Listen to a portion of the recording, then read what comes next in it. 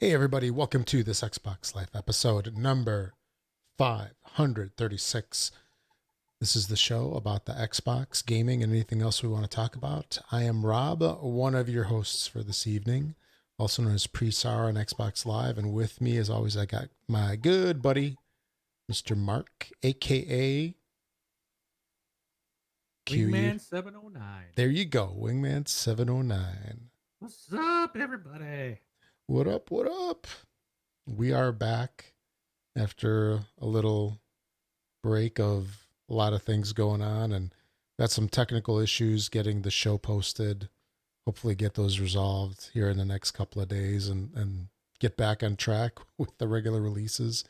Nothing's ever easy, unfortunately. Just like getting this show going where Mixer was broken in the beginning. But hopefully it's working now. If not, well, there's always next show Yeah. or something. Anyway, this is episode 536. Stalled Xbox is the title, and we'll go into that a little bit more here in a little bit. Curious to see what that means, huh? I bet you are. A couple quick announcements first. You can listen to us live on Twitch, Mixer, sometimes when it's not broken, and YouTube on Tuesdays at 8 p.m. Eastern. So looks like we're going to be doing a little switcheroo with the show, moving from Sunday nights to Tuesday at 8 p.m. Eastern. And we'll see how Rob, that. that makes no sense. This is Monday. Yes, this is Monday, Our but transition day, right? yes. So, you can't like take that whole jump. You have to like move up towards it. So I'm just glad we didn't decide to go on Friday, right? Because then we would need to do a show on Monday, then one on Tuesday, then on Wednesday, and keep stepping it forward. Exactly. There's a term for it with time servers. I forgot what it was. Where it's smoothing, I think is the term. So we're smoothing the transition from last show to next week's show. But look for us on Tuesdays live, 8 p.m. Eastern, 7 p.m. Central, and 5 p.m. So Pacific. Yeah. you So, can catch us for those on the West Coast. We can now be your Tuesday afternoon commute. yeah, that's much better than. Radio. I was actually thinking about that the other day, where having an earlier show during the week is a little bit easier than, Sunday night. Because Sunday night's tough for a lot of people. I mean, especially even for us to record it when it's late. I remember Brun, Yeah. like we'd finish like at what? No, I don't remember him. No, just no, like but for Who's this him, Braun you speak of? yeah. For Brun, what, we'd finish like at 1 o'clock his time Yeah. and he has to get up at 4 for work. But anyway, we shall see. So there's that. Watch for us moving to Tuesdays at 8 p.m. Eastern. And then also, we are not affiliated with Microsoft or the Xbox in any way. This is a show being done by fans for fans of the Microsoft Xbox. The views and opinions expressed on the show do not reflect those of Microsoft. So, Mark, what have you been playing lately, if Well, anything? I played a lot of the moving game. Oh, that game sucks. You need to Those find a new yes, game. I know. Wait, did you Um, get the moving battle pass? I completed it. No, I didn't get the battle pass. I didn't get the DLC. No season pass. I just bought the basic $60 moving game, and I've already completed it. Uh, You've 1K'd it? well, I've 1K'd it, but I think there's for the completionist part, there might be a few side missions still to do. But it's just one or two of those. Yeah, the moving game is done. So Yeah, you're fading in and out, by the way. my voice. Yeah. Sorry. I don't know. Again, you Oh, got to much better, understand much better. Okay. the the whole setup is I moved, so it might take a week or two to tweak everything. I have to reposition everything. I'm sure my box here next to me, all the switches probably got changed. I could sound like a robot right now. I don't know. So Yeah, we'll definitely have to look at your little microphone thing over there because yeah, it looks like it might be doing some stuff to it. so The we'll stream. try. Yeah. But at least I'm back. I Yes. moved in Saturday, so which is why we didn't record last night. I was pretty wore out. So thank you, Rob, for Mm-hmm. bumping. So Not a and my problem. kids and I were playing Fortnite. So, but so that leads me into your question of what have I been playing. I did get a few games of Gems of War, but it was pretty light. Um, I'll be back on that this week. But Fortnite is my jam, dude. Um, I can't believe how much I've taken to this game. So I joined the season 9. I joined week 6, and I remember Rob Week going, "Well, it's not 6. worth it. It's not really worth it to buy the battle pass because it's already week 6, and you probably won't get a lot of the stuff done." And but he's like, but on the side note, all the first 6 weeks of challenges will be open to you, so you might still get a lot done. Well, it turns out I've 100%ed every week. I've done the Utopia, the what was the one for the summertime The um, summer beach, was challenge, it beach party, summer party, something like that? something like that. Completed 100% that, 100% Utopia. I'm at 99% of the fort bites. I got one more to do. um, Yeah, so yeah, at 99%, there's 100 of them. So there's 100. 99%, that means you got 99 of them. That's correct. That's So, dedication. and I'm gonna get that last one. So, It will be depending on how much mine. time we have left, It will be I mine. Oh, I yes. don't know when this season officially ends because they did August the live 1st. event. I got till August 1st. Okay. Yeah, this season is about 2 weeks longer Okay. due to the all of Epic takes a 2 week vacation in the summer and in the winter. Okay. So this coincided with their vacation. So this week will be 2 weeks, or this season 9 will be an extra 2 weeks. Okay. Good. Because I'm gonna need it. 'Cause I got that one thing I got to do. 19 more top tens is all I need. But I'm having a lot of fun. My youngest is really hooked into it so much that it's all he talks about. My daughter will play. So on yesterday, my son was playing on his Switch, my daughter was playing on my Switch, and I was playing on the Xbox, and we were all in playing with your son. Yes. So in fact, it was funny because we didn't want to do Team Rumble because my youngest son and I are working on that last fort bite. So we had to play duos, solos, or squads. So we had 4 people, and Rob's sitting there like, "I want to play," and we're like, "Nope." I just played some Save the World while you guys were So doing your stuff. yeah, but that was why I Yeah. didn't want to kick my daughter off. So, Yeah. That time is but that's precious. it is. But yeah, we had a lot of fun. Okay, cool. Is that That's it? it. Yeah, for me, Other than the mobile games, but I don't really yeah. talk about. Yeah, I will You know, jump into two mobile games actually real quick. Just want to make mention of them. So Clash Royale, we've mentioned this quite a bit in the past. And Clash Royale came out with Pass Royale recently, I think about 2 weeks ago, where they did a whole bunch of updates to the game. And now there's like a ladder that you have to climb to get trophies, which is the Pass Royale. And you get a ton, or to get treasures and stuff like that, not trophies.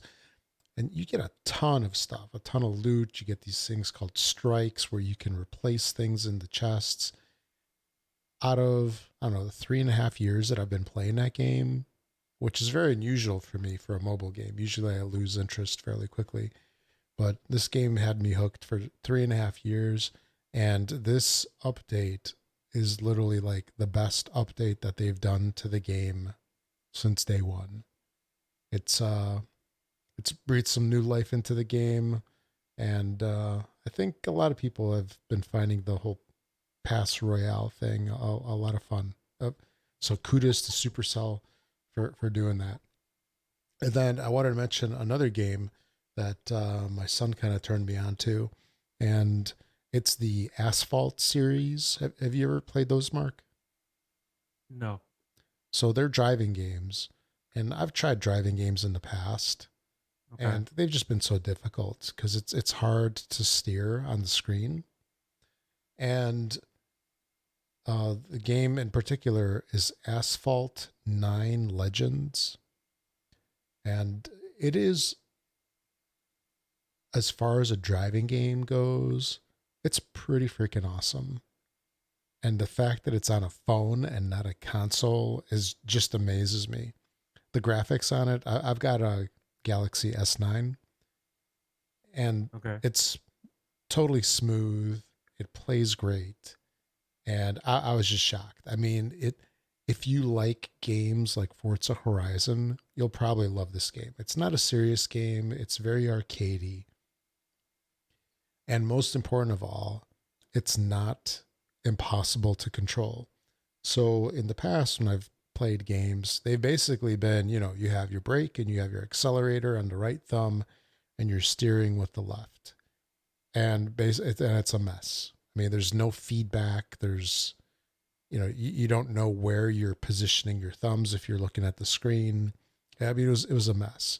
And what they've done with this game in terms of the actual driving, I think is brilliant for a mobile experience, or maybe even a tablet experience as well. I mean, they did something to actually make it playable, totally playable on a tablet or mobile phone format. And what they do is you have a special driving mode, which is enabled by default. You can go to the classic driving mode. You can, I forgot what it's called, like touch steering or something like that. But what the game does is you do not traditionally steer the game at all. So what you're doing is you're basically playing with your thumbs at the bottom of the screen. The left controls steering, where sometimes you get these things that pop up on the screen and you can swipe left or swipe right, and the car automatically steers left or right. It's almost like it's as if it's on like slot cars where they're on a track. Almost sort of like that, but not quite. So um, you've got that, and then you can also. Oh wait, I think I might have the control switch. But anyway, one of the thumbs. Now I don't remember which it is. Now that I'm thinking about it, it's late. One of the thumbs um, controls nitro, and then the other one, lets you do things like spin out and drift. Actually, I think the right one is the nitro. The left one is the drifting. So you tap the button, and then as you're going around a curve, the car automatically drifts. It still follows the curve. You double tap, and it does a spin out. And then as you're doing drifts and spin outs, you're recharging your nitro meter. And then you use your right button or right thumb to do the nitro, which speeds you up. There's like car flips. There's, you go to place, you actually choose like where you want to go on the track sometimes. Like it might have you go, okay, go straight in the middle of the track, go left to pick up some nitro boosts, and go right to go in one of those car flippy things where it kind of like barrel rolls you. And the game is very playable. Like one race lasts, like 30 seconds to a minute, if that. They're not super long. It's one of the things that I loved about Clash Royale was that the games were very short.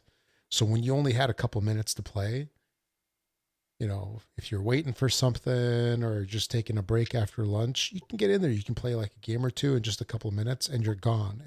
There's not a huge time investment in this game. and you get different cars, you unlock new cars, and you level them up, and it's a great experience. I was pleasantly surprised. Um, I keep forgetting to play it. I got to put it on my home screen because Uh, I have it, buried in my launcher, alphabetically. So I need to put it on my home screen so I remember to play it. I'll probably make a folder with Clash Royale so that they're in there together. But definitely check it out. We created a Justice Clan um, car club for that thing. So if anybody's been playing this game and you're so inclined, you might want to look us up. And you you'll, actually get in the clan if you're on a different server. yeah, I don't think it's that same garbage like that Star Trek game, Yeah, but I don't I know. already deleted that. Yeah, yeah, I kind of stopped playing that when that lost its interest. But yeah, Asphalt 9 Legends, uh, definitely interesting. If you like Forza Horizon, pretty good chance you like this thing too. And if you have a decent sized screen on a phone, you can probably play it pretty easy. And it'll definitely work on a tablet, I'm sure. And yeah, Hawk is saying that Asphalt 9 is coming out on Switch, possibly, or it's coming out, but not yet on Switch. So yeah, they've got this thing on multiple formats, then it appears. But yeah, Asphalt 9, very cool. And then yeah, I did play some Fortnite along with Mark, which is pretty cool. I really enjoy us playing with our kids. That's cross generational. Very very cool. It's like the first game that we've actually been able to do that with. And they had an event recently, which was pretty cool. I enjoyed that. I missed a couple of events in the past, but it's just nice to be able to experience it in game and kind of like watch the thing as it happens. And this particular event had like a big monster fighting a big robot, and very well done on Epic's behalf. And then I don't know, getting ready for season 10, both for Save the World and Fortnite. Lots of good stuff coming through. Yeah, Mark, if you're gonna be doing any Save the World, just so you know, there's only a couple days left of the birthday event. And if you get the birthday tickets within game, every 1,000 tickets lets you open a llama that has like guaranteed legendary schematics and or heroes that you do not have, because it has like this duplication protection built into it. So it's and these schematics for weapons and traps and stuff like that or heroes are ones from events throughout the year. So it's a great way to get like super powerful weapons and heroes that you might have missed otherwise, or that sometimes were in the store. Like there was this one weapon called a bundle bus. I missed it in the store. Actually, I didn't have enough money at the time, and or the gold, not V-Bucks, but I didn't have enough gold in the game to get it, and then it left the store. And I was saving up my sci-fi tickets from earlier in the season just to open these up, and then I wound up opening 14 birthday llamas, and I got a bunch of good stuff. But yeah, some Fortnite for me, and then there was something else that I think I played, but I don't remember what it is now. So yeah, that's about it for what we've been playing then. And a couple quick announcements before we move on into the roundtable. First of all, if you'd like to support the show, a great way to do that is through Patreon. Our Patreon account is at thisxboxlife.com/Patreon. It'll take you right to our page. And, it's not required, definitely appreciated. So if you get something out of the show for these, from the show, for the past 10 years that we've been doing the show, a great way is to show, I'm getting all tongue-tied here. A great way to support the show is through Patreon. Definitely appreciate it. Also, send us a tip if you could at thisxboxlife.com/donate. Also, subscribe to us on Twitch, Mixer, and YouTube. And if you're a YouTube or a Twitch Prime um, person, if you have Amazon Prime, if you tie and you've hooked it up into Twitch, you have Twitch Prime, you can throw one free subscription to somebody per year or per month, not per year. And then thanks to FizzPop for subscribing to us a little bit ago. Thank you so much.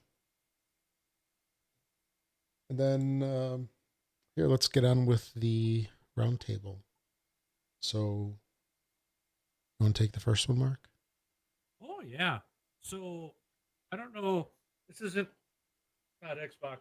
Well, not Xbox related because freaking Switch exclusive. But where's my Marvel Ultimate Alliance 3 on Xbox? This is out on the Switch, and they're saying it's a Switch exclusive. So even PlayStation doesn't get this. Right. I'm sorry, that's garbage because Marvel Ultimate Alliance 1 and 2 did come out on Xbox and PlayStation, right? Games are popular because of us, and we're getting screwed again. Switch. I don't want to play that game on the Switch. Hey, Nothing against the Switch, okay? But I want the game on my Xbox. Why? Hulk angry. Actually, there is a way to get this game on your Xbox. Just take your Switch and lay it on top of your Xbox. No. Oh, I thought you were going to say put the HDMI in to the in on the Xbox One and then play it through there.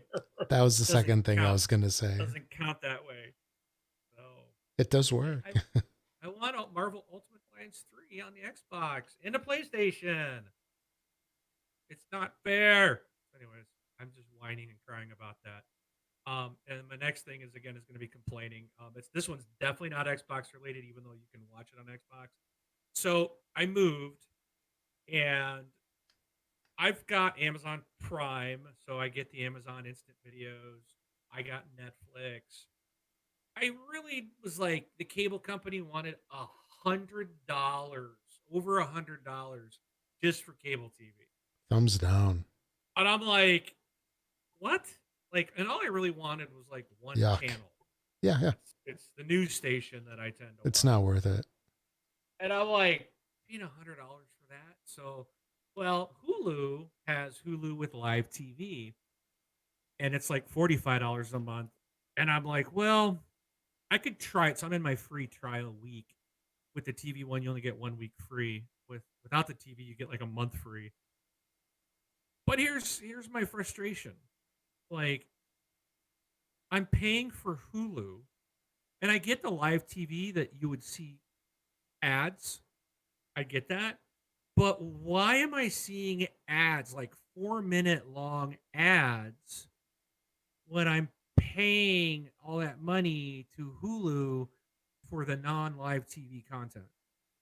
Like, this just doesn't make sense. And I was reading online earlier, and people that are paying for the no ads version of Hulu are getting the same 4-minute blocks of ads, like multiple times in a 1-hour show. Yep. It's like, wait a minute, we're paying to remove the ads, and you're still streaming ads. Like, I don't get it. And if anybody out there listening to this has any inkling or understanding, because I'm brand new to Hulu, I'm really not sure if I'm going to stick with it, because it's a little frustrating. Like, why is there all these? I guess I'm so used to Netflix. There's not a single ad on Netflix. You just watch your show. That's you get spoiled. That's what I want. Yeah. So I don't get this. Why is Hulu so popular, and what's the draw when you're paying for no ads and you get ads? Again, I understand ads in the live TV. I'm watching the live TV stream, and I get that. But when I'm watching season 1, episode 1 of Brooklyn Nine-Nine, I'm watching and I have to watch ads several times in this 20-minute show that I'm not used to on Netflix. Like, I don't think the Hulu's worth paying for. I really don't. So I don't get that. It doesn't make sense to me. So if anyone wants to reach out and tell me what I'm missing and why Hulu is worth it, I'd really like to hear some thoughts or opinions. So I'll probably post up on our Facebook group uh, that question and just see what people say. Because I went through their exclusive content, not one show looked interesting to me at all. Like Netflix has a ton of good stuff. Even Yeah. Amazon Prime has Hmm. a few that are interesting. Hulu didn't seem to have anything that was of interest on their exclusive. So I don't know. Yeah, I think I really can't think of anything on Hulu that was that great. At least out of all the stuff that I've watched, I know that they're picking up the Orville. I saw that today. Yeah, I do like that show, but it's one of those things of just wait to until the show comes out or something like that. Just maybe it'll come out all at once. Who knows?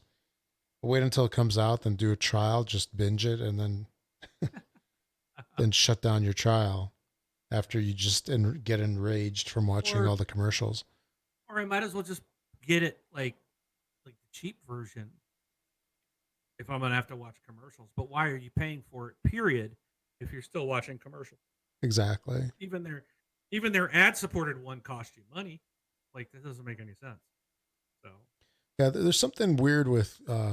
I've got YouTube TV, and there's something weird about it, and I really hadn't been watching it a whole lot until recently, and then I started watching Big Brother not too long ago, and there was a couple episodes that I did video on demand uh, because I wasn't recording them initially.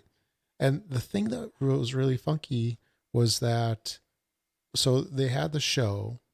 It was video on demand. You could watch it for a certain amount of time, but they inserted commercials into the commercial spots. Okay.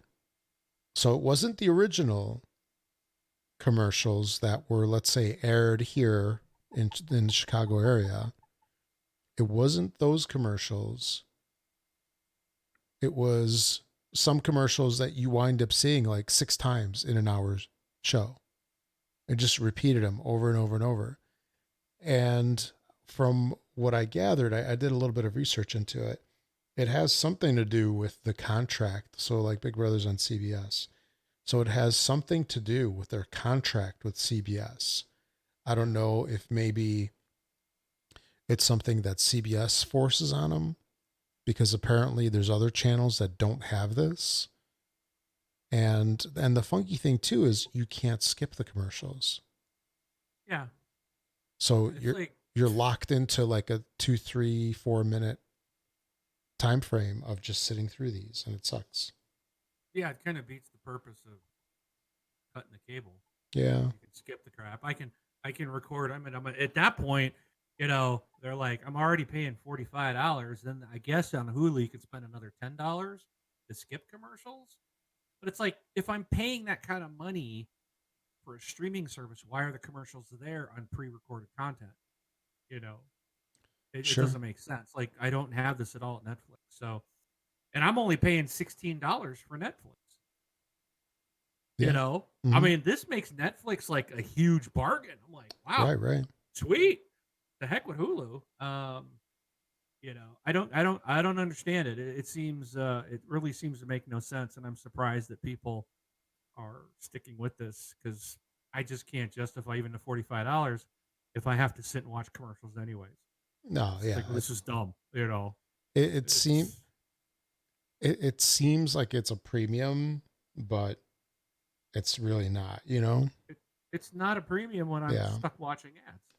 but it's still The cheaper premium is than getting rid of them. Comcast or But DirecTV or whoever. but but you don't get all those same stations either. You're getting a select few. Yeah, but how There many? really is not that many on there. But yeah, it's nice that you can flip them on and watch it. But the live TV, I don't mind watching a commercial. Live Sure. TV, I'm getting their stream. Yeah, especially when It's live it's TV's like outside of background that. noise. Yeah. It's outside of that I have a problem, and there's a lot of ads. And I've also like they carry a show. There was a show called Two Broke Girls. Um, Oh yeah. And I was like, oh, I've never seen this one. It might be funny. And it's like, you can only watch the current season. Like, well, I'm not going to start in season 5 or whatever it is. Why isn't season 1 on here? Mm-hmm. It's like, it doesn't, like, that doesn't make any sense. Like, I guess maybe I don't understand Hulu. Or I'm coming into it thinking of it as Netflix, and that's not what it is. Because on Netflix, when they have a show on there, every season's there with no commercials. So it's just like, all right, I'm not going to sit and watch a 20-minute sitcom on Hulu and start in season 3 or 4 and not see the first 3 or 4 seasons. Mm-hmm. And I'm not going to sit there and watch a 20-minute show that has 15 minutes of ads on top of it. Like, no, I'm not paying for that. Hulu's going to lose my business right out the gate. Yeah. But anyways, it's not Xbox related, but I know it's a tech thing, and And a lot of us do this cord cutting stuff, or at least try it. Yeah. Yeah, I got rid of DirecTV. So I started with DirecTV in 1994 when I worked at Circuit City. My receiver was like one of the first 10 that our store sold. So I mean, I got it right in the beginning, and I was with them in the old days when it was DirecTV and USB, the two companies, and then they merged, and then continued, through the whole HD thing, and in the end, during that entire time, I watched maybe half a dozen shows, or not shows, channels on a regular basis. A lot of the stuff I didn't watch. I had my Discovery Channel, Science Channel, History Channel. That's all I really went through. There was a couple other channels that I would go here and there, but no, that was really about it. And paying $100+ for something where it's like now we're so busy, maybe playing Fortnite, I don't know, but we're so busy with so many things, and it's like, who watches TV live anymore? I mean, I don't have time to watch TV live. If I watch it, I'll watch a show. If I finish it in one sitting, it's amazing. Usually it's just like, you know what I mean? It's like you watch 15 minutes and then either you fall asleep or you got to do something else. You come back and continue it. Worst case, it's a couple years later.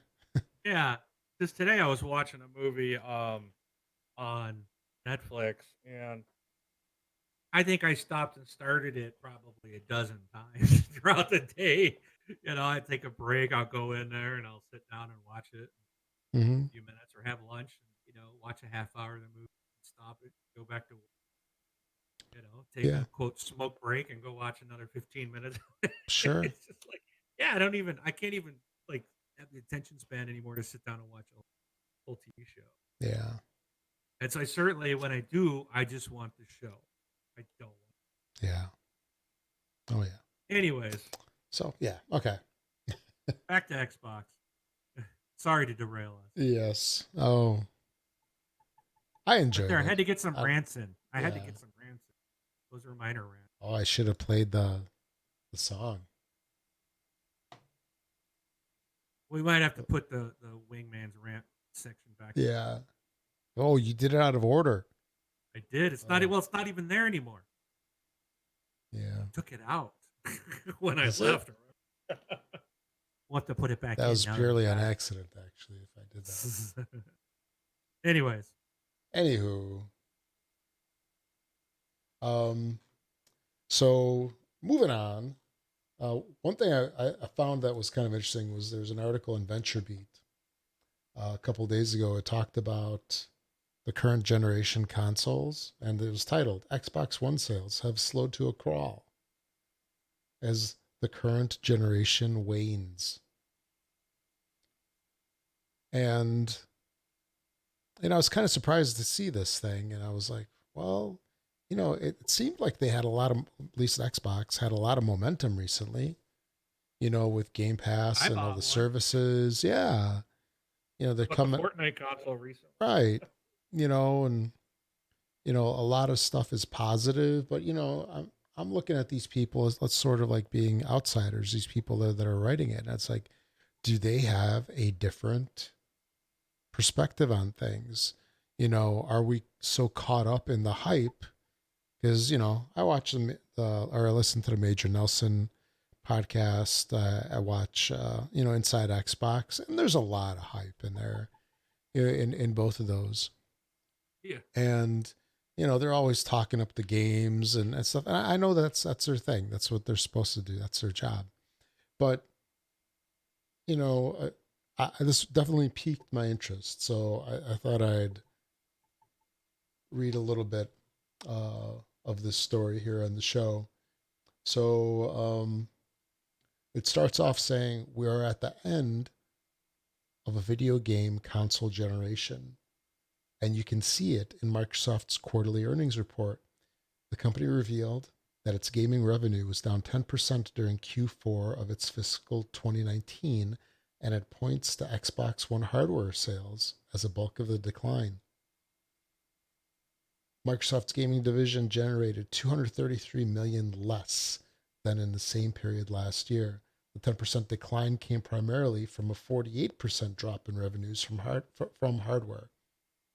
Microsoft said that this was due to selling fewer Xbox Ones, but it also saw a drop in revenue from games. Xbox software and services declined 3%, and that was offset in part by subscription growth. Right. And that's all Microsoft said about its gaming performance, but we can use some context to unwrangle what's happening. So, taking a step away from this real quick. So, if there's a decline in hardware, okay, I get that. I mean, this generation's been out for a while, right? 2013. That's almost 6 years ago, 5.5 years ago Has that it it been came out. that long? Yeah, 2013 November. 6 years, the Xbox. No, it Xbox doesn't One, yeah. seem like it's been that long. Yeah, Wow. time flies, right? That's crazy. Yeah. So, largely the console has been the same for over 6 years. Xbox One X, yeah, improved 4K, but it's still largely the same. And, at some point, all the people that are going to buy it have them. And, you're getting replacement copies, you're getting additional, not replacement copies, but a replacement hardware for stuff that goes bad or people want to upgrade, or somebody like you who just picked up a new console. It's for something to do. Yeah, exactly. It's, at some point you're going to get saturated, right? And you need a hardware switch out or something. And also I was kind of wondering, it's like, can there be something in this with people knowing that there's a new generation coming out just around the corner, right? If people are, needing to like budget and save up, they might say, hey, I'm going to hold on to my original Xbox One, day one edition that I bought 5, 6 years ago. I'll hang on to that because there's a new system coming out next year. I might save up for it. Well, it's like, why am I going to get an all digital? Why am I going to get an S right now? I'll just wait. Who knows? Or even all that talk for the past year that we've heard about Scarlet and, streaming and, what's going to happen with that. It very well could be people just waiting.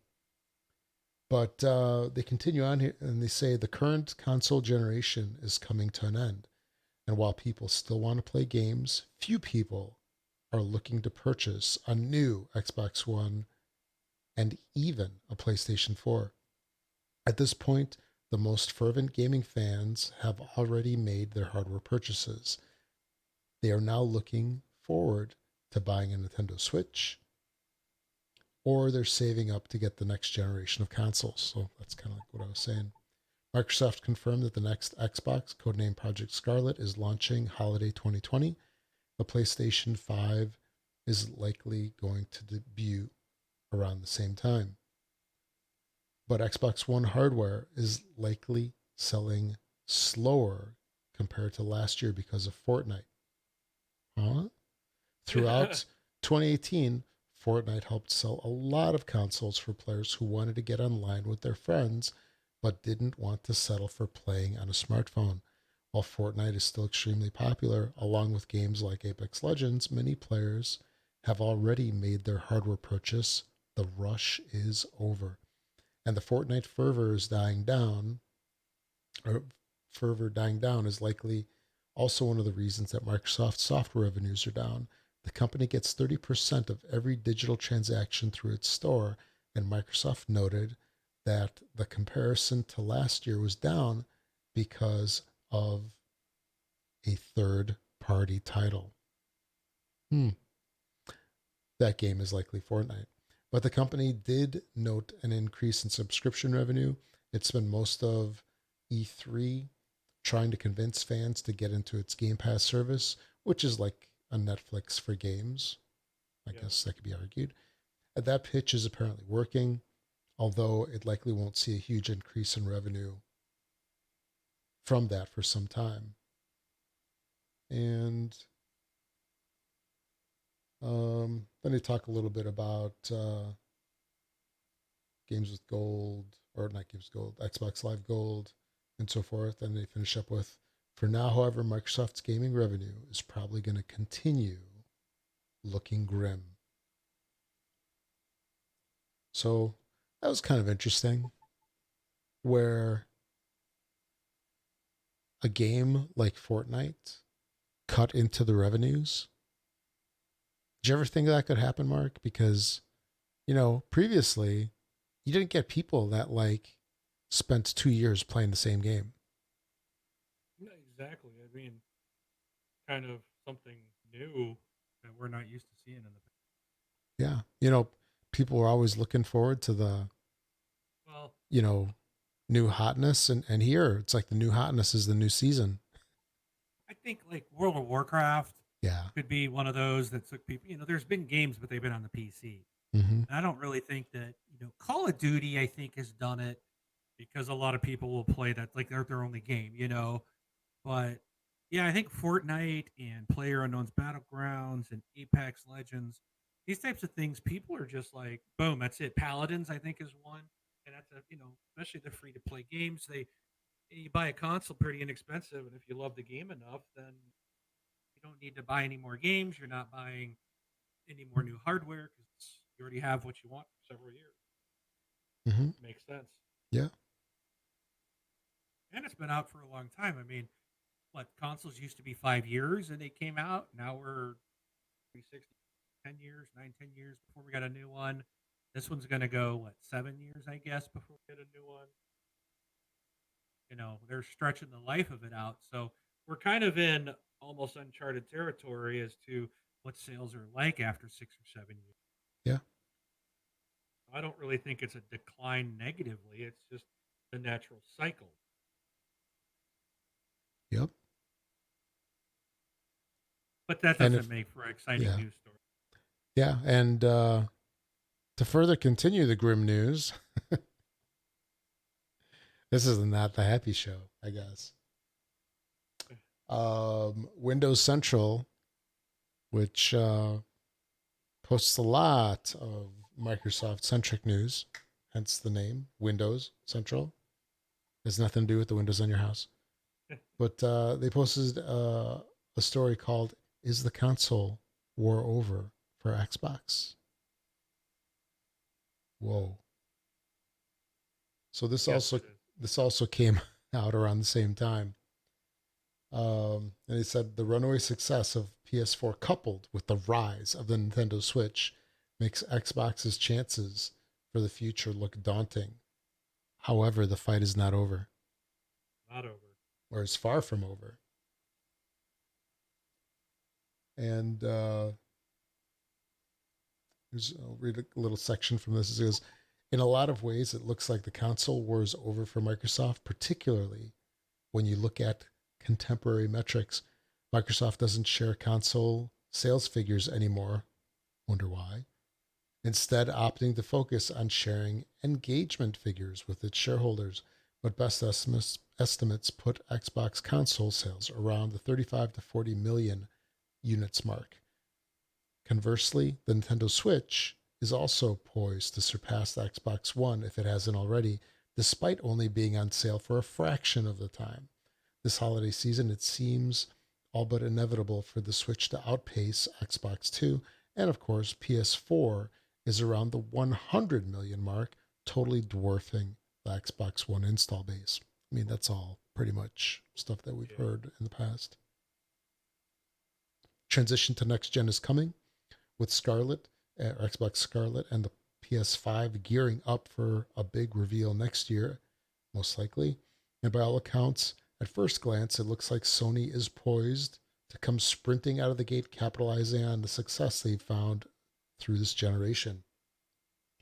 An IGN poll, okay, everybody's on the edge of their seats, right? IGN, and which way they're going to swing.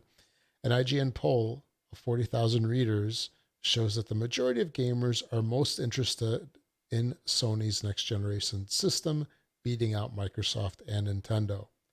There's no reason to think that this isn't the case with the wider market too. Or is it? Let's take a look at how Microsoft is looking to change the rules of engagement for the next gen console war, and ultimately why Microsoft is pushing hard to take Xbox beyond the box. So that's a very good analysis right there.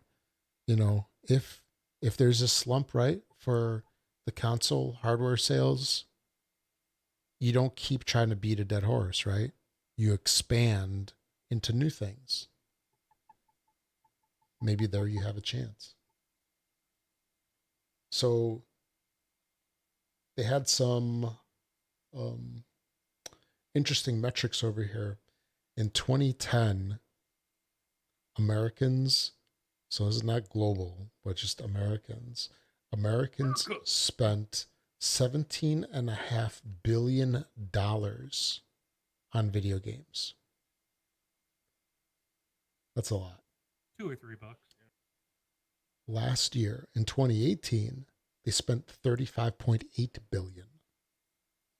A lot of McNuggets. Yeah, and I've heard that this is actually more than like the movie industry. Yeah. So games are a thing. Games are definitely a thing.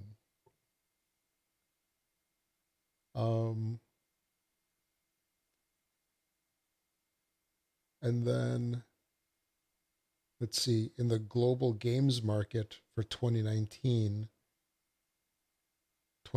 total is 152 billion globally, and console games are 47.9 billion, so close to 50 billion globally. And then everything else is between browser, PC games, smartphone, and tablet. So console games are actually second to smartphone games of 55 billion. So that's interesting. That's a lot of what's that candy game? Can't think of the name right now. Candy Crush? Yeah, Candy Crush. Yeah, so it's a lot of Candy Crush coins, gems, or whatever it is that people buy for that. Yeah. Do people still play that? I think it's still popular. Yeah. Oh yeah, they do. So, Ox says Xbox needs VR, but I still disagree with that. Yeah. I don't even think Sony's VR is. Everybody I know that's gotten one played it like once or twice, and that's it. Yeah, VR it's almost like a, at first it was a curiosity for a lot of people. I think Sony definitely did it right. I think, obviously, Oculus and Vive and stuff. I mean, I thought they did a pretty good job too. But the thing is, it's like people aren't rushing out there to buy that stuff. Right.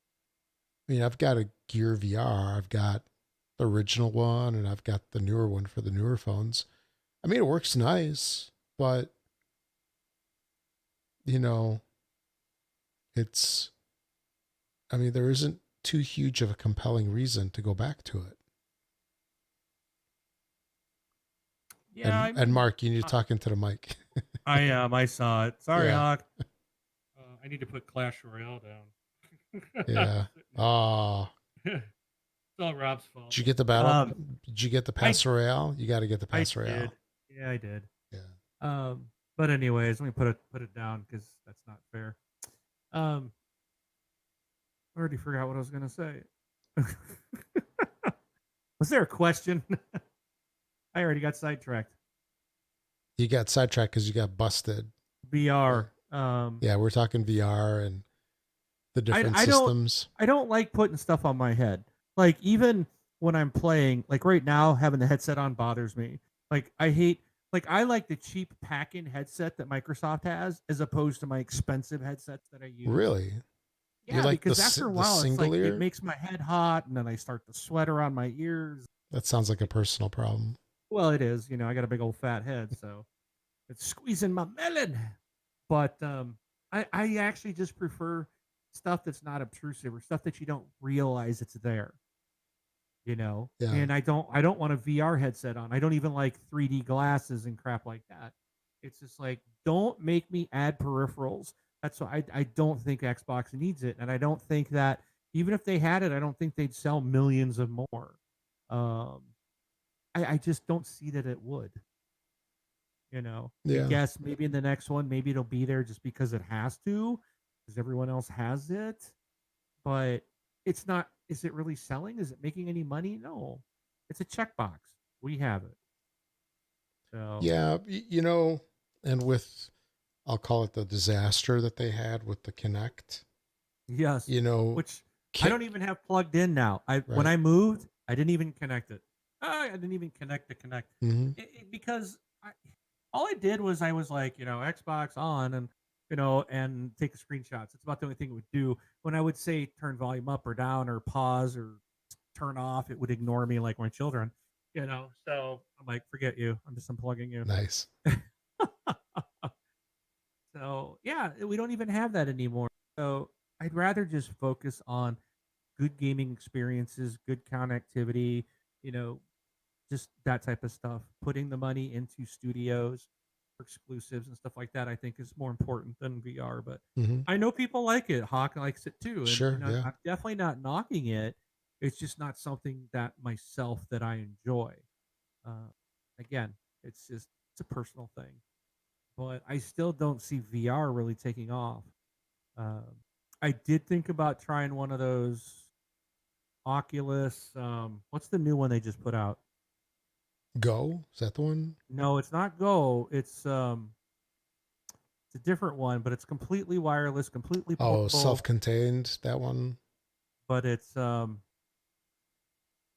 Yeah, Oculus I know what you're Swift talking or about. something, or I don't know. I'll look it up. But I did think about it, but I'm like, man, it's still like $500, and I just don't want to put something on my head, that's gonna take me. I don't know. I don't like that idea. Sure. The Quest, the Oculus Quest. I think that's it.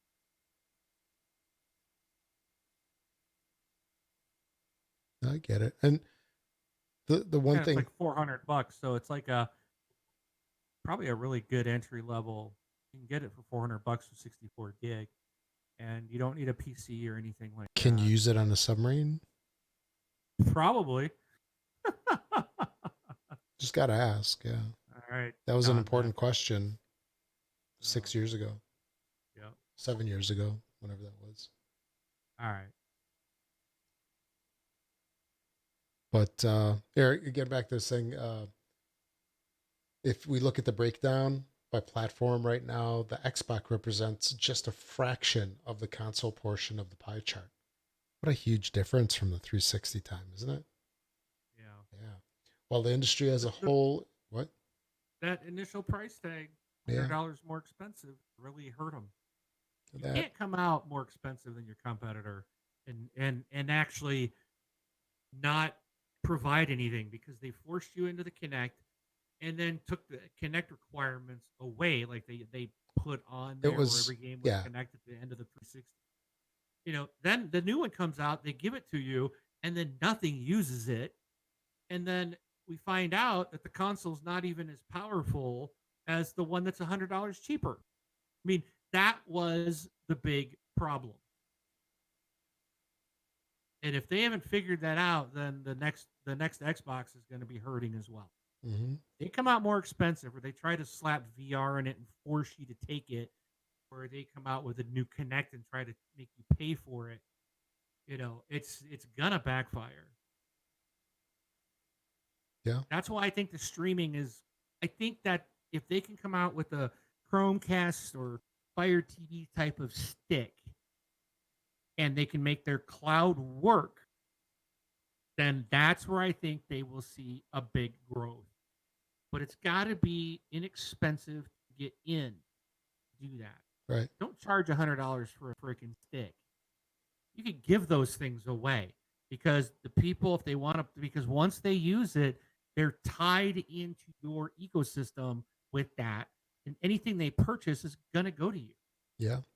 You don't have to even. So they could give those freaking things away and just expand their audience massively, and that could be the deciding factor of users. And again, getting away from console sales, you don't have to worry about that, because now it's like they're all looking at users. Well, now you want to get the people in the ecosystem.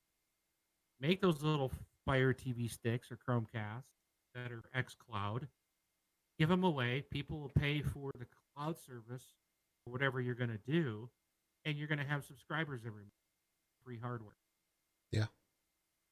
But it's got to work too. Yep.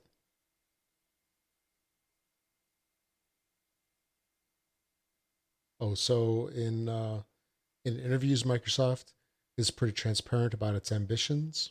And there's an interview with Phil Spencer. It says, I don't need to sell any specific version of a console in order for us to reach our business goals. The business isn't how many consoles you sell. The business is how many players are playing the games that they buy, how they play. So if somebody bought an original Xbox One from us on launch day and they're buying and playing games, I don't need to sell them an S. I don't need to sell them an X.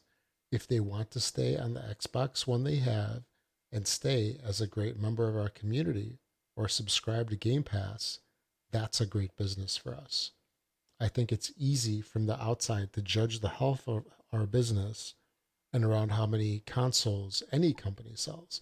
In the end, how many subscribers you have to something like Game Pass, how many games people are buying, those are much better metrics on the health of the business. So that's an interesting perspective, right? Because technically, if you have an Xbox, right, you're in the ecosystem. Do you need multiple?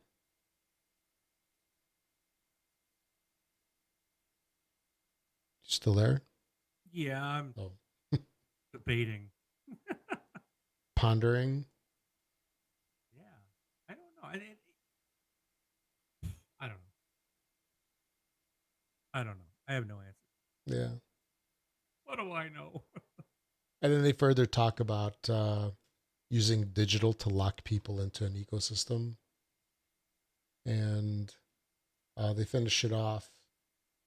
Microsoft may be well positioned with its massive data centers and control of Windows as a platform, but its horizontal expanse to PC and mobile phones isn't necessarily a guaranteed success story.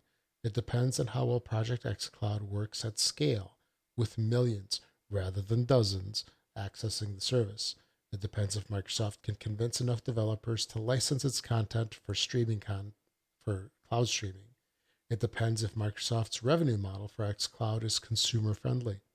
More than anything, it depends on whether or not consumers, particularly in the West, actually have an appetite for core games on their phones, tablets, and low end PCs. So there's a massive opportunity for Redmond owing to its early investments in the Azure cloud, where a future majority of Xbox users may live. And for Xbox, the console war is far from over. So I guess what in the end you look at this thing and then you see that hey, it's not that things are slowing, it's just that they're changing, right? You gotta change with the Yep. times. Yep. And that's an interesting analysis, right? What does it mean to sell consoles, right? I I don't think it's going to matter anymore. Saying Yeah. it's not about you can give the sticks away, and it's about your user base. It's about subscription. Everything is based on subscriptions. So you know that's where you're going to win. Mm-hmm. The amount of customers you have. It's not about how much hardware. Yeah. Oh yeah. It is changing. Yeah. Oh heck yeah. And Microsoft has gone that route, and obviously we all know it's because they're losing. So you don't want to give losing numbers.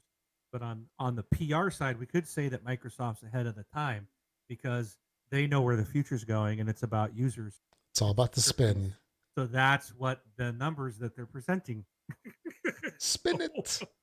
Spin it spin. good. That's how you spin a record. Yeah. Anyway, enough about that industry Yes. talk. It's especially when it's the not not super hypey positive. But anyway, um, there's an interesting thing here about this game called Fortnite. I think we've only talked about it 50 times in the past, Never heard of I it. don't know, half hour. But Epic Games announced a tournament for Xbox One players only. There's your chance. Yeah. Get in on the $1 million prize for this thing. So they announced this, I don't know, last week, during the week. When was that? They announced it on Keep yapping while you Thursday. drink. Sure. They announced it on Thursday last week. It's called the Fortnite Xbox Cup. Um, so the qualifiers were held this past weekend, and then finals are going to be on. Oh, I guess that was last week. I thought it was going to be the following week.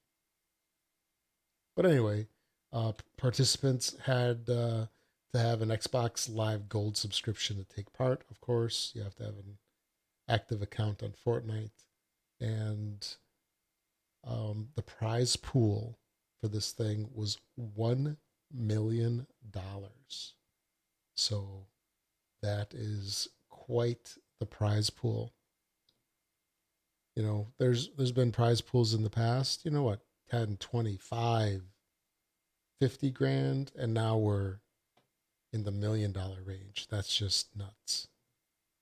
So if anybody doesn't acknowledge that esports are here, they're here. And this just isn't a contest. These things are going on all the time.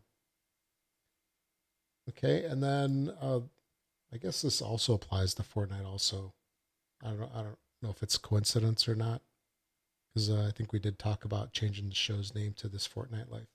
But anyway, the psychology of video games had an interesting article on the psychology of the battle pass. So, and I think this applies to many games that have some kind of battle pass or whatever you want to call it. Because we've got it on Apex Legends and various other games, right? So, what they said is, I'm just talking about the psychology of the battle pass, Mark. Okay.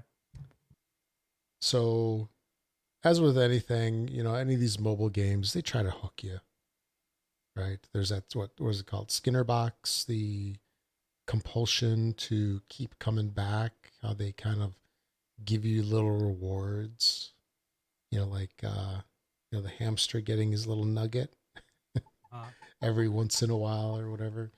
But that's us. Yes, yes. So I haven't read anything from these guys in a long time, psychology of video games. But I figure we're due. So, because I haven't read enough on this show, but there's not a whole lot on this article. It says Fortnite, published by Epic Games, can be a bit confusing to outside observers, which basically means parents. Partially because it features giant banana people slapping their rickety wooden towers and sniping opponents from 3 time zones away and then dancing about it. But also because for a free game, Fortnite makes an awful lot of money. According to one analysis by TechCrunch, Epic Games made $3 billion in profit by the end of 2018, and much of that is attributed to this free-to-play behemoth. How? The answer, of course, is the game's battle pass. Instead of selling the whole game or relying on oft-despised mechanics like loot boxes, nobody likes loot boxes. No way. Fortnite lets players purchase a limited time, keyword, battle pass for about $10 or your local equivalent. As they play matches, win or lose, these players level up their battle pass, thus earn progress towards unlocking various rewards. These prizes include skins, avatars, visual effects, and other cosmetics that have no impact on the gameplay, but make players look cool. Leveling, yes, leveling up a pass takes between 75 and 150 hours. You can give Epic some money and unlock great chunks of the rewards, or you can give them money to unlock the rewards at once. Given how lucrative the Battle Pass is, it may not surprise you to hear that there's some subtle and effective tricks of psychology behind how it's structured and how it's presented. Let's review just 3 of them. So, Mark, let's see if you fall into this, into any of these. Of course not. So, number 1, the principle of progress. This one hooks me. I can say right now, it's got me. Actually, any game that does this. In their 2011 book, The Progress Principle, using small wins to ignite joy, engagement, and creativity at work, 2 psychologists had hundreds from different companies complete over 12,000 daily entries about how their workday was going. The short version of the results is that employees were most excited about and engaged with their work on days where they felt like they were making some progress, any progress towards meaningful work. Those were the days that they were most motivated to keep plugging away. This is in line with decades of research on goal setting and motivation, showing that simply feeling that you're making measurable progress towards a distant goal motivates people to persist and keep trying. If you never get specific feedback about your progress, you're likely to stall out or adopt another goal. Like many video games, Fortnite has been engineered to give specific, useful, and motivating feedback about progress towards goals. You can see exactly how close you are to unlocking each battle pass tier and what you will get when you close that gap. Players also get in-game notifications when they're complete or make progress towards goals and challenges, which go a long way towards rewards. Also, critically, some amount of meaningful progress happens every match, no matter where you place. Surely you get more Battle Pass progress if you win, but even losses earn you some progress, and that's motivating. So what do you think about that, Mark? Do you feel that in games, just seeing, well, like using Fortnite, just saying it's like, oh, you opened 4 of 7 chests in this area. Do you feel that motivating? Like, Yes. let me get a couple more. Yes. It's terrible. Because then it's interesting, and it turns it. I think that's one thing I like about Fortnite is I've gone in, and it's like I'm going after challenges. It's like all of a sudden I'm not caring about eliminations. I don't care. It's like that's why I like to play Team Rumble because I can go in and just focus on challenges and not even worry about killing people. Mm-hmm. It adds a new dimension. I miss like a meta game to the formula, and it gives you something else to.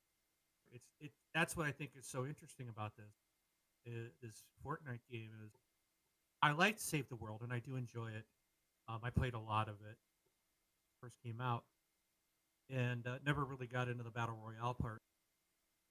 And there's more than just running around killing people. That's what Apex Legends. Let me back up. PUBG. I liked to watch, but I it didn't translate to the piece or to the console very well, in my opinion. Inventories are really hard on it, and I just never really good at that game. But it was really fun to watch people play. Fortnite was fun, but I didn't care for the building aspect of it. Man, these people are so good. I don't know how they're building so fast and killing and shooting at the same time. It's like, but there's some really good people, so I never really got into it. And then Apex Legends was, I don't know, that one I got into and I really liked. Uh, but then I came back to Fortnite 9, really got into the battle royale because, and I really believe it's a couple factors. Number one, my youngest, loves it, and I'm playing with him, and he's like telling me all about stuff and Shared sharing stuff with experience. me, and it's this bonding thing that him and I are just like, wow, um, it's just we can have fun together, and it's been a great experience. But outside of that, like you said, the little you doing these challenges. There's daily challenges and there's weekly challenges and then there's the summer event and then fort bite things and it's like I don't really need. There's no reward to get the last one, but I want it completed. You want Like to see for me, done on all of getting them. that last one and saying I got all 100 will be super satisfying. And it's going to kill me if I'm stuck at 99 and this thing ends. So thankfully, I got a week left and I can get another 19 more top 10s. I Yeah. can get it, you And know. and when you unlock these, so there's a photo or there's a Yes, picture, and picture. these things, these there's like 100 squares, rectangles, blocking out parts of the picture. So as you unlock these, it exposes more of the picture. So Yep. how would it be if your picture has one rectangle on it? I know.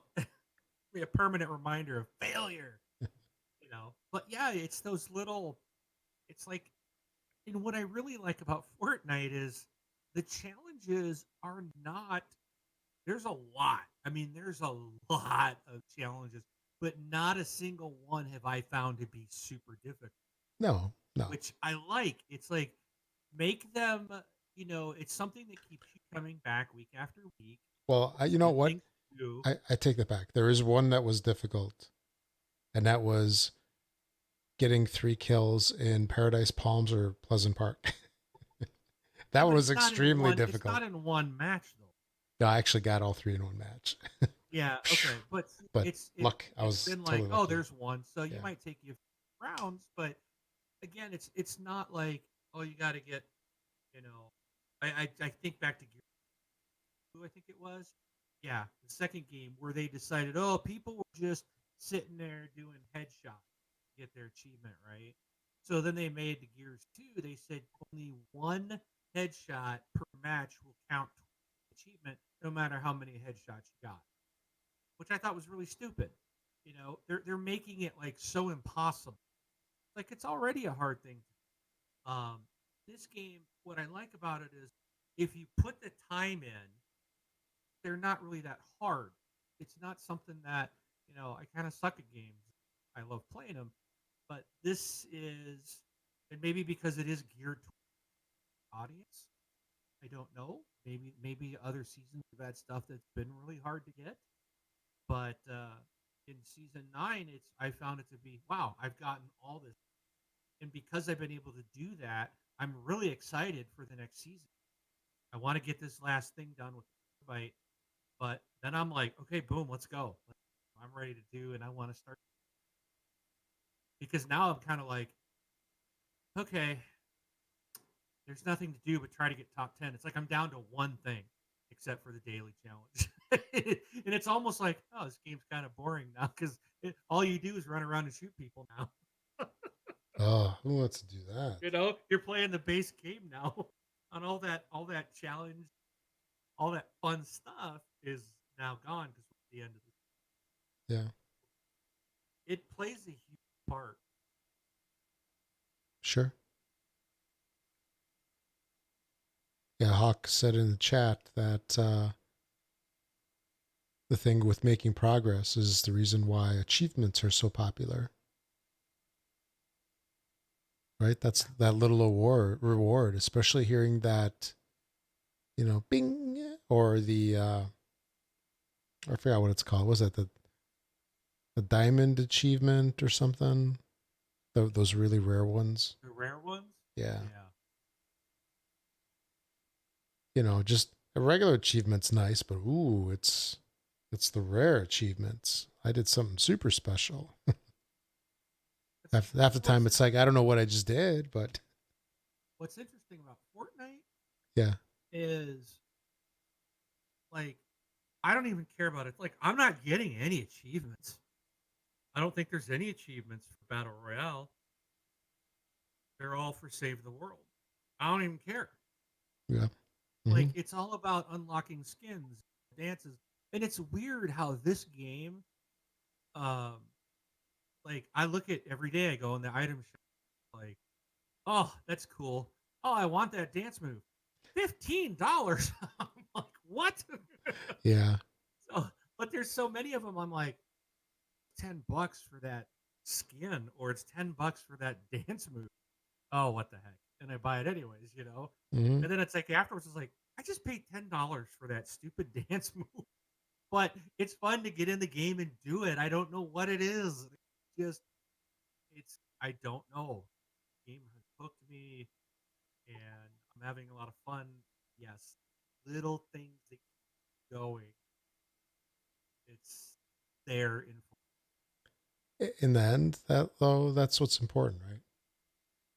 the end, I'm having fun. And that's what matters, yes. Exactly. Even at the cost of So are you a saying goofy that a skin. psychologist probably designed this Oh, absolutely. They don't do this stuff without, you know, referring to without consultation and planning. It's all done on purpose. it's working? So the next section, number 2. So the first one was the principle of progress. The next one is endowed progress. Sticking with the concept of progress, there's often a related psychological phenomenon at work in the battle pass. Ever gotten one of those consumer loyalty cards or apps that promise that if you buy 6 sandwiches or whatever, Yeah. you'll get the 7th free? And ever notice how they get you started with one free stamp or 10,000 burrito bucks? And you think, well, I'm part way towards the reward. I guess I'll come back for lunch tomorrow, right? I've actually read about this and other things.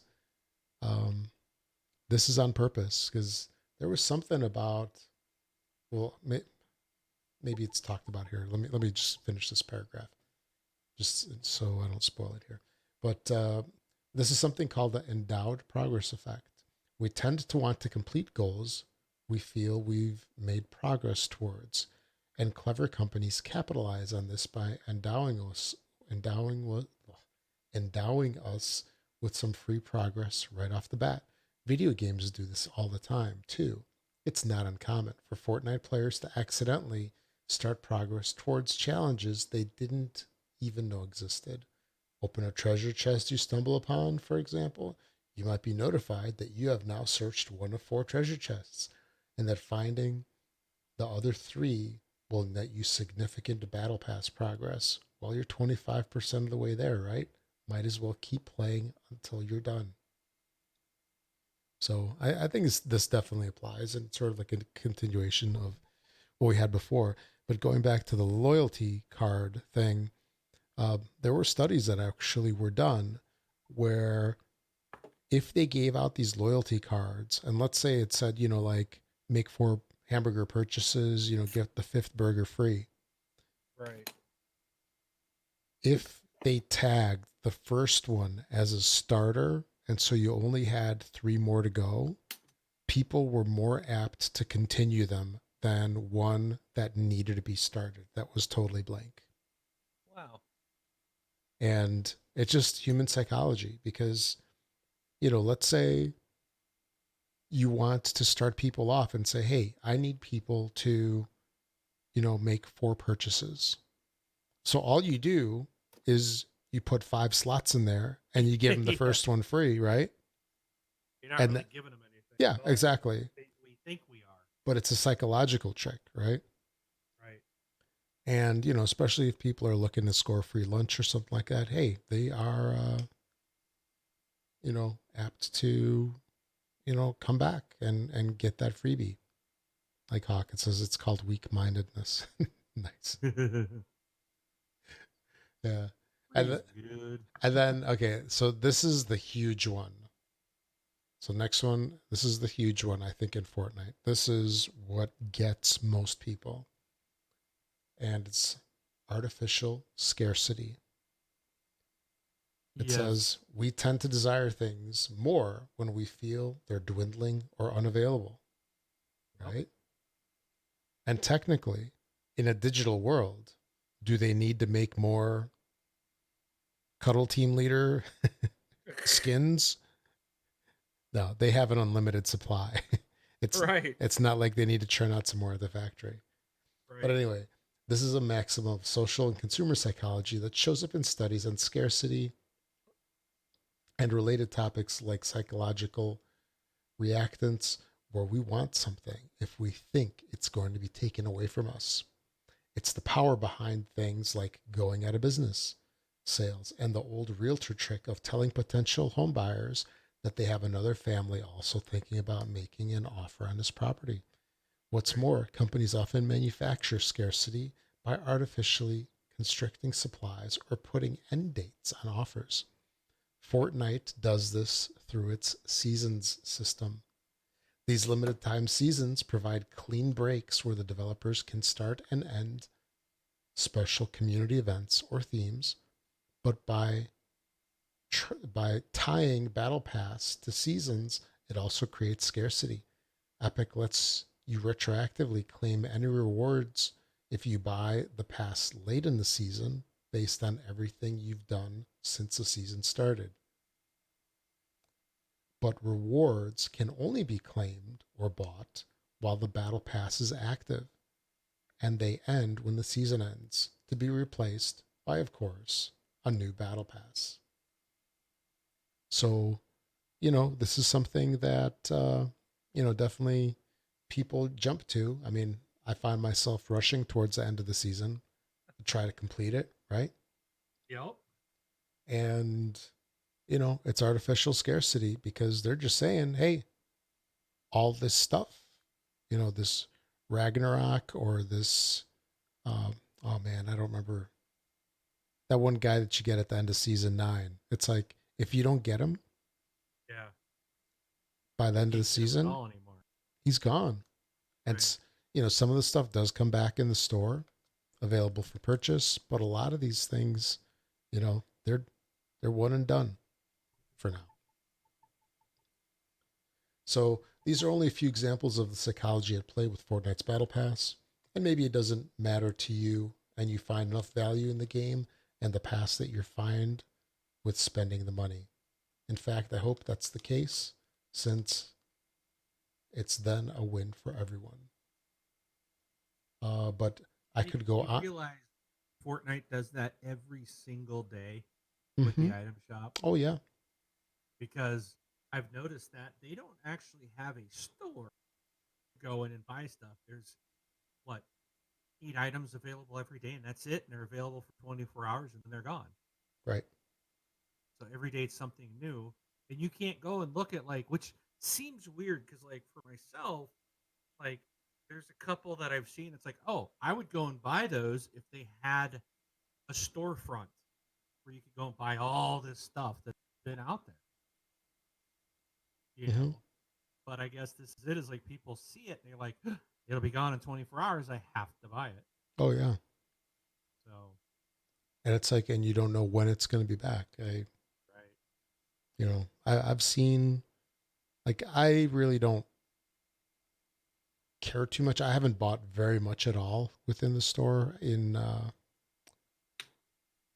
Battle Royale, but I definitely do see the appeal of it. There's actually websites that track the store, and they'll actually tell you, like, if you go to the site, you'll see what's in the store currently and then previously when it was in the store. So you can see, it's like, hey, this particular glider, it last time it was in the store was in January, on January, 23rd or something. So, you can see if something, has been out recently, maybe it'll come back again, who knows. So I just thought that was interesting. I love these psychology articles because it's fascinating to me. And I don't know. That's enough of that. Yeah, we've been going on for about an hour and a half with the show so far. I'm gonna skip this last thing, Okay. and then let's get on with the community. Do you want to say anything else about the store or No, the no, psychology thing? Okay.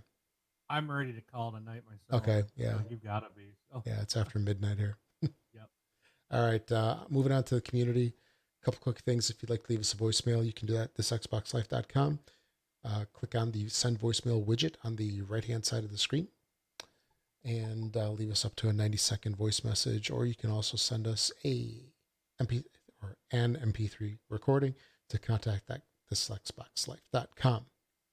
Also, we have an account on Twitter where we're sort of active, and then we have a Facebook group at thisxboxlife.com/Facebook group. It's called This Xbox Life. It's a closed group, so you have to ask for membership, and that's super easy to get as long as you answer 2 simple questions. Answer the questions, please. Don't leave them blank. We get weekly, tons of people leaving blank. I don't know. Anyway, answer them and you'll get in. And it's a closed group also, meaning that messages posted within there stay within the group. And on to this week's retail releases. Okay, Rob, what you got for us today? What you got for us to play? Give us a list of games that we can buy and play. Okay, Rob. So new releases for the week of July 24th through the 26th. So it's a very short week, only 3 days. We have, oh man, we're going to start off with a funky name here. So this is Powarumi, something like that.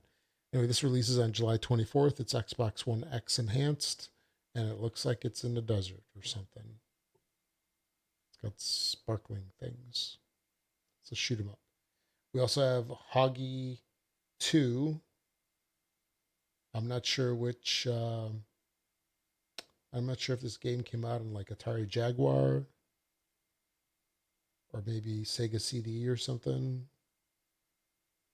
It looks very dated. I don't know. Then we have Furwind. Yeah, these are like all indie titles. Then also the 25th, Mighty Switch Force Collection.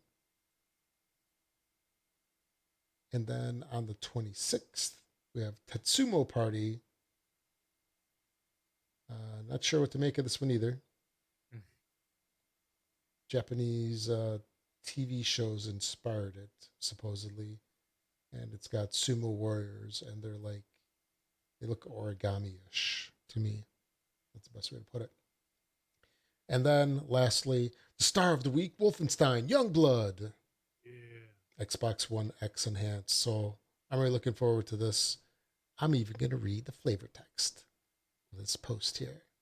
BJ Blazkowicz has disappeared after a mission into Nazi-occupied Paris.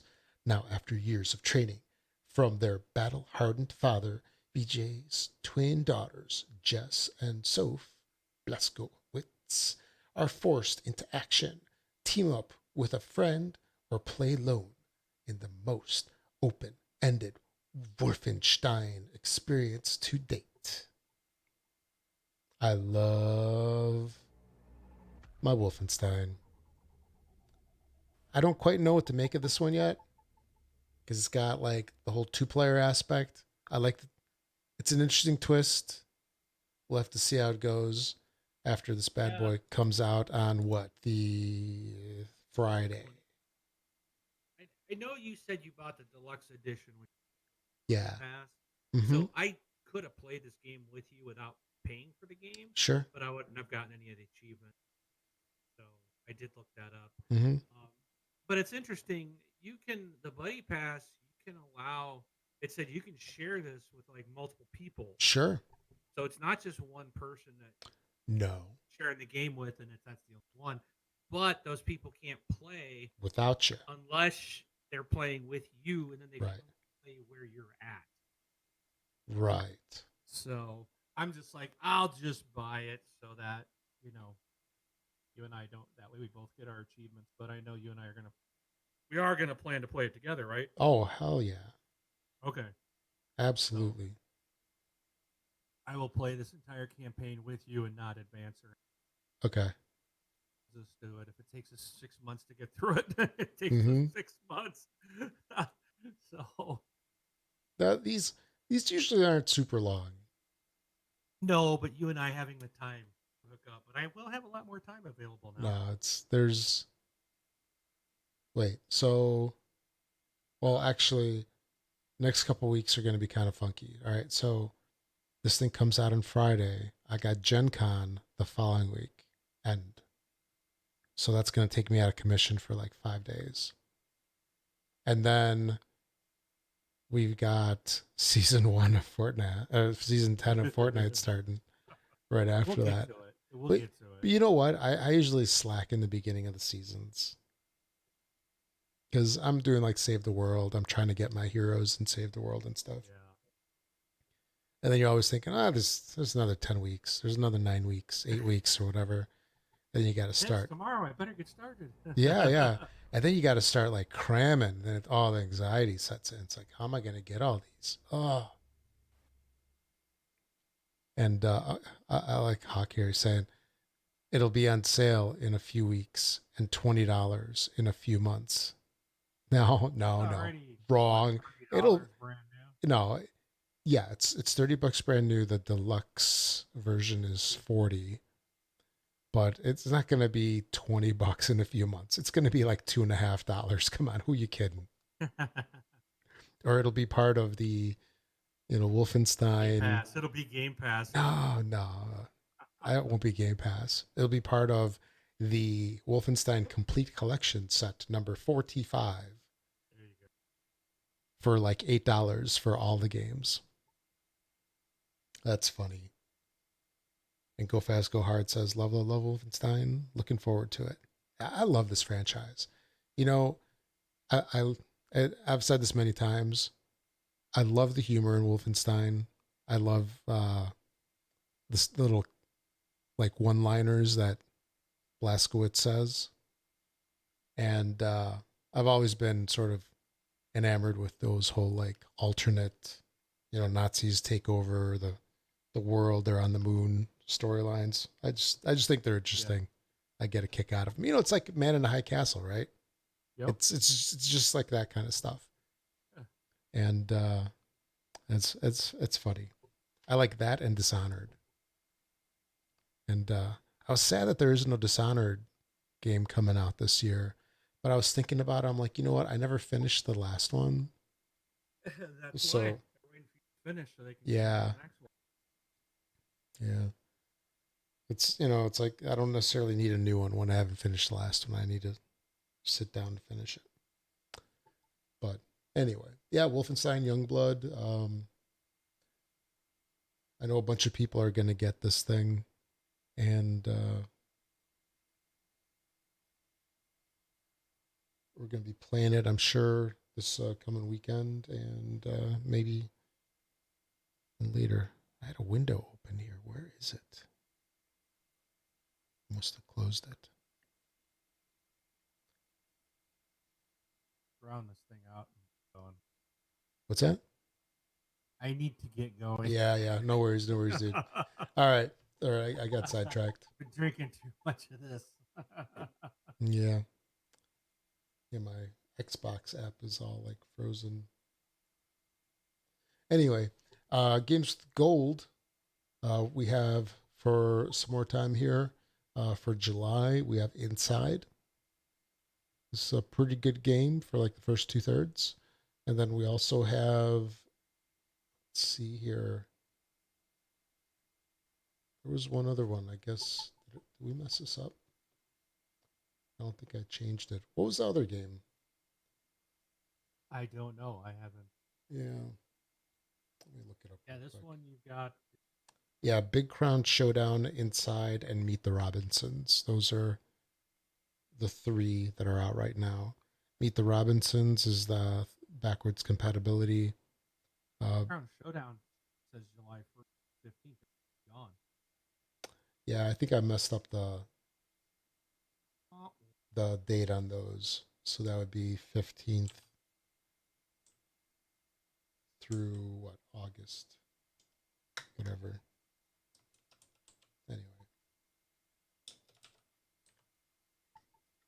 And then, oh yeah, so I've got it for the back compat. We have Meet the Robinsons, July 16th through the 31st. All right, so that's that. And then closing out, a couple quick announcements. If you make any purchase on Amazon's great way to support the shows, use our affiliate link. Every time you make your purchases on Amazon, hopefully you used it on Prime Day, which was what, a week ago or two or something like that. Anytime you make your purchases on there, use our affiliate link. Doesn't cost you anything extra. We get a tiny little finder's fee, and it's greatly appreciated. Helps us defray some of the server costs that we have for running the show.